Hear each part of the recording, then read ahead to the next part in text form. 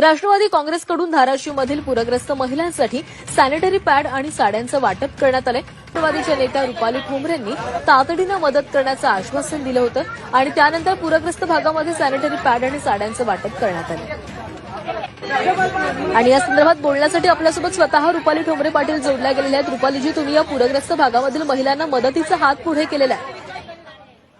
Actually तुमचे सर्वात मोठे आभार आहे, कारण का जी24 तासच्या माध्यमातून महिलांना सॅनिटरी पॅडची गरज आहे हे अत्यंत निर्भयपणे तुम्ही ही मागणी केलीत आणि ते त्या महिलांना उशीर होऊ नये याच्यासाठी तुम्ही केलेल्या मागणीनुसार आम्ही 1000 सॅनिटरी नॅपकिन, 1000 साडी, 1000 परकर, कारण का तुम्हाला सांगते खूप भयान परिस्थिती आहे आणि ती भयान परिस्थिती असल्यामुळे गावागावात एकमेकांमध्ये प्रचंड भीतीचं वातावरण झालेलं आहे।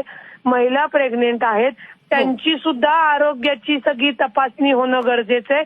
मी माननीय अजितदादांना तसं आम्ही विनंती केलेली आहे, त्यांना पत्रही दिलेलं आहे की या भागामध्ये जे काही पुरामुळे घरं वाहून गेलेली आहेत, महिला भेदरलेल्या आहेत, त्यांना सॅनिटरी नॅपकिन, आरोग्याचं त्यांचं चेकअप, ज्या गर्भवती महिला आहेत त्यांची सुरक्षा, त्यांना चांगलं खाण्याच्या वस्तू आणि त्यांचं पुनर्वसन, कारण का या नदीकाठच्या लोकांचं नुकसान झालंय, त्यांचं पुनर्वसन सुद्धा सरकारने तातडीने करणं गरजेचं आहे। त्यांना राहायला घर नाही। तुम्हाला सांगते खूप भयान परिस्थिती। मी काल तिथं त्या महिलांमध्ये जाऊन आलेली आहे, परंतु जेवढा खारीचा वाटा आहे तिथं पोस्ट केलेला आहे। अजून त्यांना जर काही मदतीची गरज असेल तर त्यांचा कॉन्टॅक्ट नंबर घेतलेला आहे।